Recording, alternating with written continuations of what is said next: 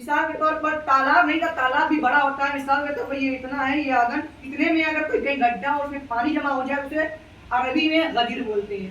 عربی میں اس کو کیا بولتے ہیں؟ غدیر بولتے ہیں. غدیر کوئی جگہ کا نام نہیں ہے اور غدیر کوئی شہر کا نام نہیں ہے، کسی گاؤں کا نام نہیں ہے. غدیر ہر اس جگہ کو کہتے ہیں جہاں پہ پانی جمع ہو جائے اور وہ جگہ تنگ ہو، چھوٹی ہو.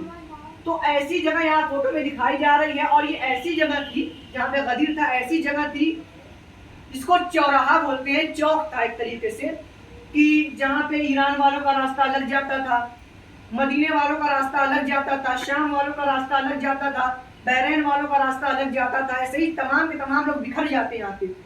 تو یہاں پر جب پہنچے ہیں رسول تو ایک مرتبہ آواز دی ہے حی علی خیر العمل، کہ تمام کے تمام لوگ واپس آ جائیں، نیک عمل انجام کی طرف آئیں.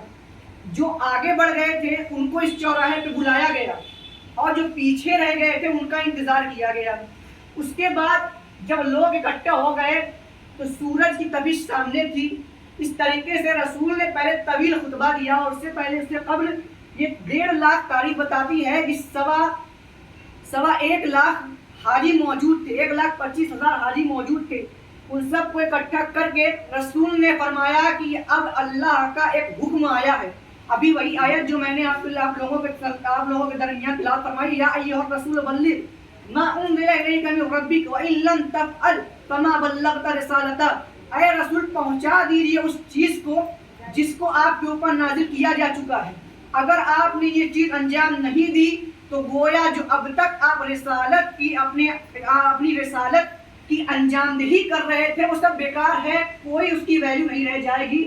جب لوگوں کو بتایا گیا کہ اتنا بڑا اللہ کا حکم آیا ہوا ہے اور اس کے بارے میں رسول کوئی بہت بڑی بات کرنے والے ہیں، تمام کے تمام لوگوں کو معین کر لیا، کسی کو واپس جانے نہیں دیا. میں نے ابھی تھوڑے دیر پہلے بتایا کہ چوراہا تھا، تمام کے تمام لوگوں کے راستے مختلف تھے، کوئی ادھر جانے والا تھا، کوئی ادھر، کوئی ادھر، کوئی ادھر، تو وہاں پہ سب کو روک لیا تھا. اب رسول نے فرمایا تمام کے تمام لوگ اپنے کجاؤں کو لا کر ممبر بنائے. یہ جو جس پہ بیٹھتے ہیں یہاں پہ، اس کو زین بولتے ہیں اردو، اسی کو کجاوا بولتے ہیں، گدی. اسی کو لوگ 1.25 لاکھ حاجی تھے، اسی کو لوگ گدی لے کر ایک بلند ممبر بنایا، ایک بلند ممبر بنایا. تیسری تصویر میں آئیے، اسی بلند ممبر پر رسول کھڑے ہوئے، مولا کائنات کو بلایا، اور مولا کائنات کو بلانے کے بعد بہترین اور تقریباً آپ تاریخ اور حدیث کی کتابوں میں موجود ہے وہ خطبہ، اگر آپ جلدی بھی پڑھیں گے تو آپ کو پڑھنے میں تقریباً 1.5 سے 2 گھنٹے لگ جائیں گے، اتنا لمبا خطبہ ہے.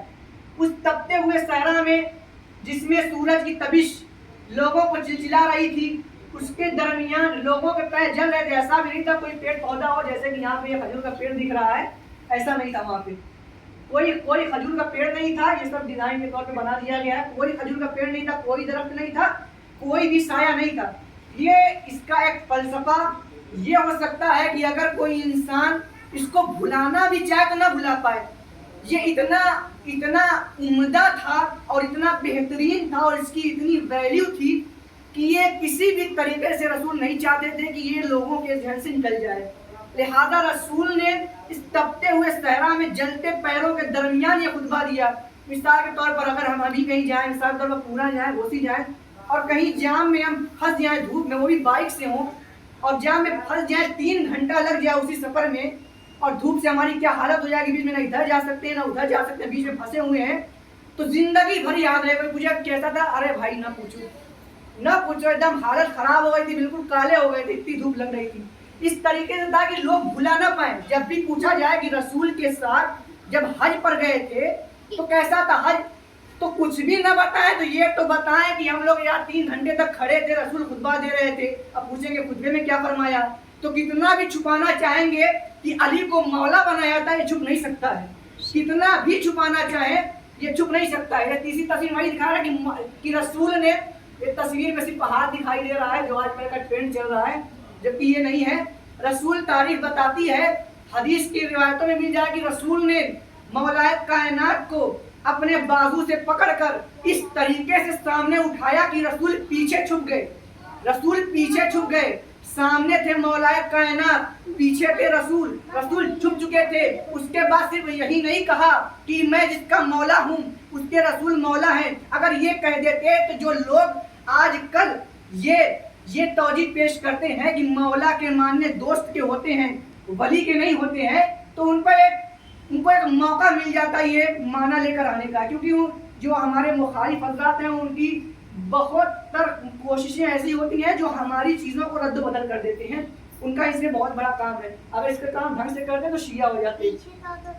تو یہ تصویر میں جو دکھایا جا رہا ہے یہ دکھایا جا رہا ہے کہ اس کے بعد رسول نے صرف یہ نہیں کہا کہ من کنت مولا فہذا علی مولا، پہلے رسول نے یہ کہا کہ دیکھو میں تم لوگوں کے نفسوں پر تم لوگوں سے زیادہ اہمیت رکھتا ہوں کہ نہیں رکھتا ہوں، تم لوگوں کے نفس پر زیادہ مالک ہوں کہ نہیں، تمہاری جان پر میں تم لوگوں سے زیادہ مالک ہوں کہ نہیں۔ تو سب نے کہا کہ ہاں ہاں نبی آپ مالک ہیں، ہم سے زیادہ مالک ہیں۔ اس کے بعد رسول نے فرمایا کہ جس کا میں مولا ہوں اس کے علی مولا ہیں۔ صرف اتنا کہہ کے رکے نہیں بلکہ یہ بھی کہا پروردگار عالم اس شخص سے تو محبت کر اور دوست رکھ جو علی کو دوست رکھتا ہے، اور اس شخص سے تو بغض رکھ جو حضرت علی علیہ السلام کو دھوکہ دے۔ اس کے بعد مولا کائنات کی یہ ہو گئی۔ اس کے بعد یہ چوتھی تصویر میں آئی تو 2 خیمہ لگایا گیا۔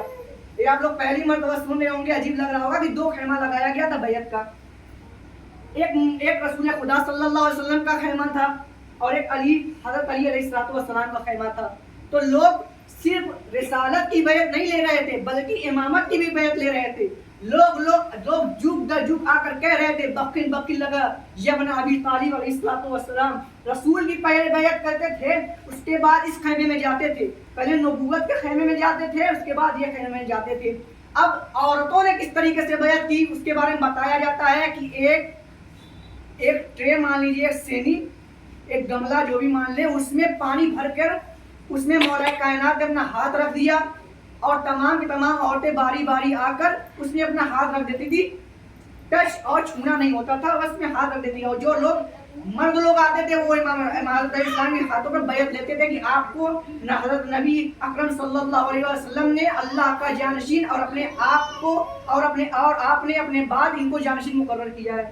اس کے بعد 5ویں تصویر میں دیکھیے، 5ویں تصویر میں یہ ہے کہ جب اس آیہ بلغ نازل ہوئی تھی اور رسول فرما رہے تھے کہ میں علی کو مولا بنا رہا ہوں، ولی بنا رہا ہوں، جانشین بنا رہا ہوں، سرپرست بنا رہا ہوں امت کا، تو ایک شخص تھا جس کا نام تاریخ نے حارث بن نعمان رکھا کہ یہ وہ شخص تھا کہ جو بڑھ کر آگے کھڑا ہو گیا اور کہنے لگا کہ یا رسول اللہ یہ کون سی بات ہوئی، اپنے چچا جان بھائی کو آپ اپنا جانشین بنا رہے ہیں، کوئی اللہ کا حکم نہیں آیا ہے، یہ آپ اپنی من گھڑن بنا رہے ہیں اور یہ میراث میں بس حکومت چلانا چاہ رہے ہیں، کوئی اللہ کا حکم نہیں آیا ہے۔ اس کے بعد کہنے لگا کہ اگر اللہ کا حکم آیا ہے تو میں یہیں پہ ہلاک ہوں، اللہ مجھ پر عذاب نازل کرے، میں یہیں پر ہلاک ہوں۔ تو اللہ تعالیٰ نے ایک کنکڑی سے اس ملعون شخص کو یہیں پہ ہلاک کر دیا جو یہاں پڑا ہوا نظر آ رہا ہے۔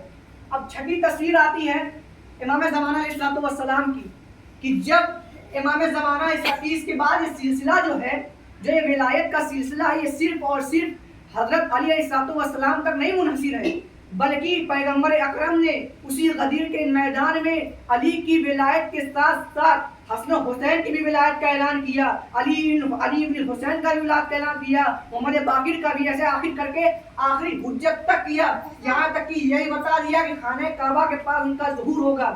جب ان کا ظہور ہو جائے گا تو اس کے بعد 7ویں تصویر بتایا جا رہا ہے کہ جب ان کا ظہور ہوگا تو یہ دیکھ رہے ہوں گے آپ امام گلے مل رہے ہیں بچوں سے، تھوڑی محبت اور الفتانہ تصویر ہے وہ دیکھیں گے، اس میں تو غور کریں گے تو دکھے گا۔ اس طریقے سے بھی کہنے لگے کہ مولا جب آئیں گے، جب آخری مہدی جو آخری محمد ہوں گے جب وہ آئیں گے تو تمام دنیا کو پر امن و امان سے بھر دیں گے، امن و امان سے پر کر دیں گے، اور اس کے بعد ایک غدیری حکومت قائم کریں گے۔